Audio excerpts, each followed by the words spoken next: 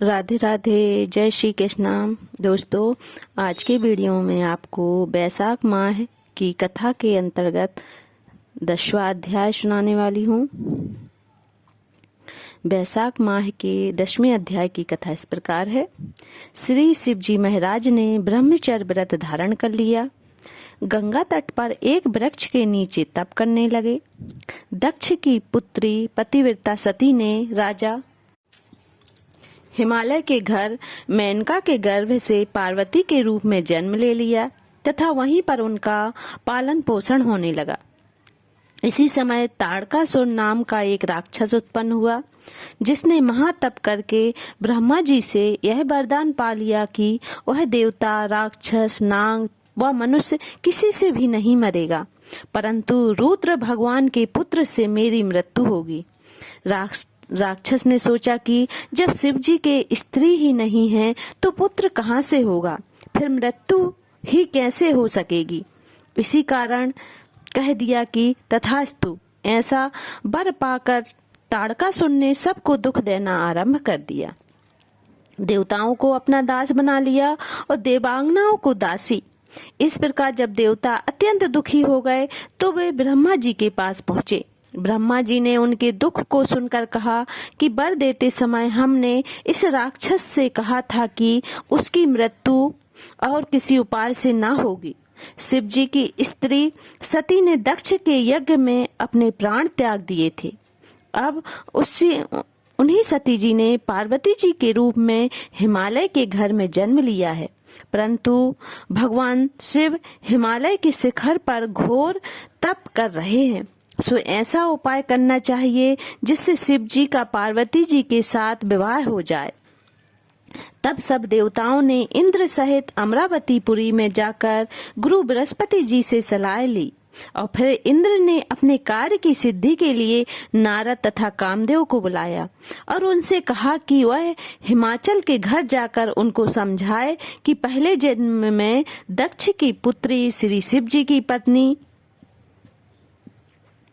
अब पार्वती के रूप में तुम्हारी पुत्री हुई हैं।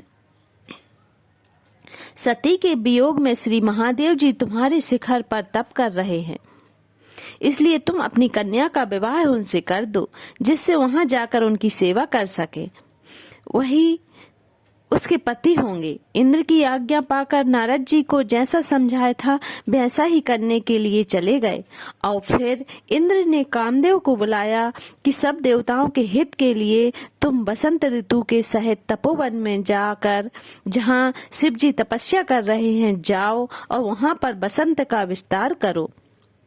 और जब पार्वती जी वहां पहुंच जाएं, तब धनुष चढ़ाकर ऐसा बाण मारो कि शिव जी मोहित हो जाएं। उनका संगम होने पर सब कार्य अवश्य पूरे हो जाएंगे।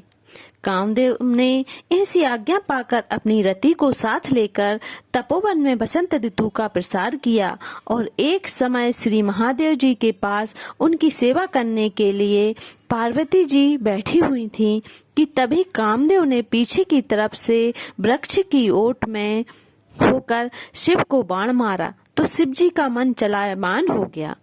कामदेव दूसरा बाण चलाने वाले ही थे कि शिव जी को यह विचार उत्पन्न हुआ कि उनके मन का चंचल होने का क्या कारण है। और जब उन्होंने चारों तरफ देखा तो कामदेव दिखाई दिए। क्रोध से अपने मस्तक से तीसरा नेत्र खोला तो उसमें से ऐसी अग्नि उत्पन्न हुई जिससे सारा संसार भयभीत हो गया और उस अग्नि से धनुष सहित कामदेव जी भस्म हो गए। बसंत और रति भी भयभीत होकर भाग गए तथा पार्वती जी भी एक ओर डर कर दूर जा खड़ी हुई। तब स्त्री की निकटता दूर करने के लिए महादेव जी भी अंतर्ध्यान हो गए। हित के सिद्ध करने वाले देवताओं का कार्य सफल ना हुआ, किंतु उल्टा अनर्थ हुआ। जो कोई साधुओं से दुष्टता करता है उसके साथ ऐसा ही होता है। इसी प्रकार इक्ष्वाकु वंश का राजा भी साधुओं को अप्रिय था, क्योंकि वह भली भांति साधुओं की सेवा नहीं किया करता था। इसलिए उसने महान दुख भोगे और बुरी से बुरी योनि में जन्म लिया। एवं 7 जन्म तक कुत्ते योनि में रहा। इसी प्रकार कामदेव जी ने शिव जी का अप्रिय करने से दुख उठाया। इस प्रकार वैशाख माह का 10वां अध्याय समाप्त होता है। 11वां अध्याय अगले वीडियो में जरूर देखें। राधे राधे। वीडियो कैसा लगा कमेंट करके जरूर बताएं।